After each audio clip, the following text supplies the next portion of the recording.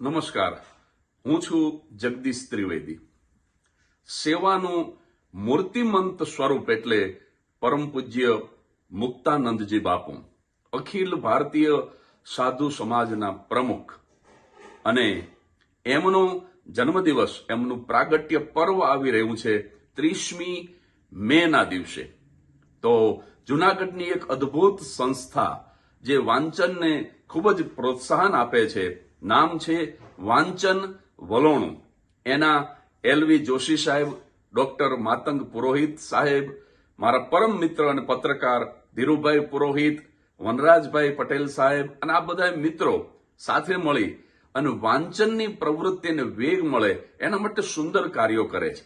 જેવા કે શાળાની અને કોલેજની લાઇબ્રેરીઓમાં જે પુસ્તકો કબાટની અંદર પડ્યા છે એનો ઉપયોગ થાય, મા બાપ પોતાના સંતાનો જુએ એ રીતે અને સાંભળે એ રીતે ઘરમાં જ વાંચન કરે, નિયમિત રીતે કોઈને કોઈ સાક્ષરને બોલાવી મને મનગમતું પુસ્તક એવા વિષય ઉપર એનું પ્રવચન ગોઠવાય, બહેનો પણ વાંચન તરફ વળે.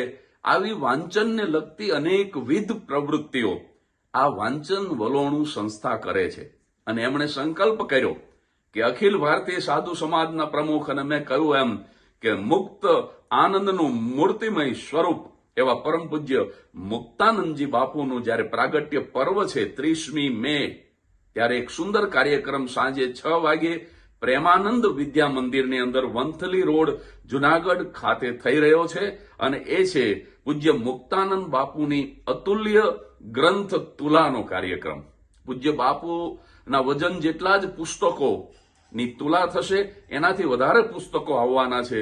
હું પણ અત્યારે કેનેડા છું, પણ હું એની અંદર નાનકડી અંજલિ હું પણ મોકલી શકો એનો મને અત્યંત આનંદ છે. એટલે આ તમામ પુસ્તકો જે એકત્ર થશે એની સરસ મજાની લાઇબ્રેરી બનશે અને જૂનાગઢના લોકોને વાંચનનો એક મોટો રસથાળ કાયમને માટે મળી રહેશે.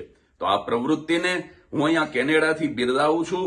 એલવી જોશી સાહેબ, ડોક્ટર માતંગ પુરોહિત, મારા મિત્ર ધીરુભાઈ પુરોહિત અને વનરાજ પટેલ અને આખી એક ટીમ વાંચન વલોણું, એને લાખ લાખ અભિનંદન. પૂજ્ય મુક્તાનંદજી બાપુના ચરણોમાં મારા પ્રણામ. હરિઓમ તત્સત.